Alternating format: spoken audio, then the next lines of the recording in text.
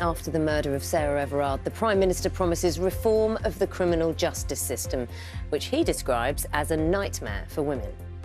The problem is we have too few prosecutions for rape and too few successful prosecutions, too few convictions.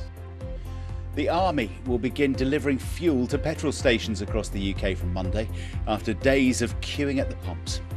Good morning. It's been a long time coming, but the wait is nearly over. In the next hour, we hear some of the stories that will make tomorrow's returning London Marathon so special.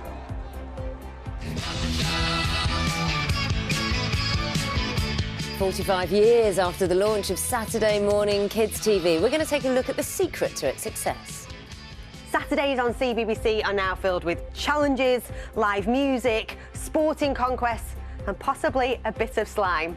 Let's have a look at the Saturday morning papers, should we? And the Times to start with. The Prime Minister has spoken to them in the wake of the sentencing of Sarah Everard's killer.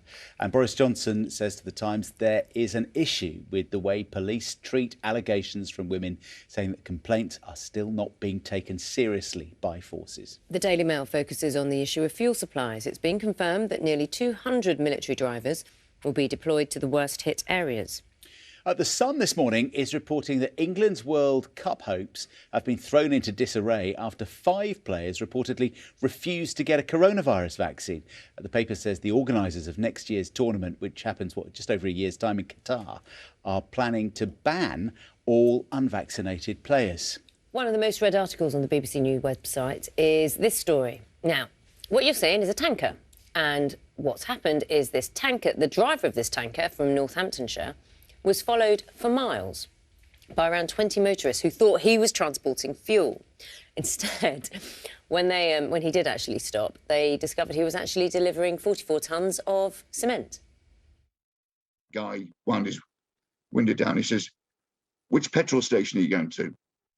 I said, "Petrol station?" I said, I don't need any diesel. I'm not going to a petrol station." "Oh, you're a cement tanker." I said, "Well, yeah, what did you think it was?" "We thought you were a fuel tanker." He says, "Well, you could have stopped and let us know you weren't a fuel tanker." I says, "How am I supposed to know what you're doing behind me?"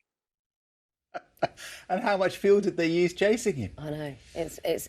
Well, if they needed it, but if you don't need it, don't go get it. And don't put cement in your tanks. Not a good idea. There is the pearl of wisdom. Yeah. Let it not be That's said. what I'm here for, do not guys. serve. Why don't you digest that over the film review?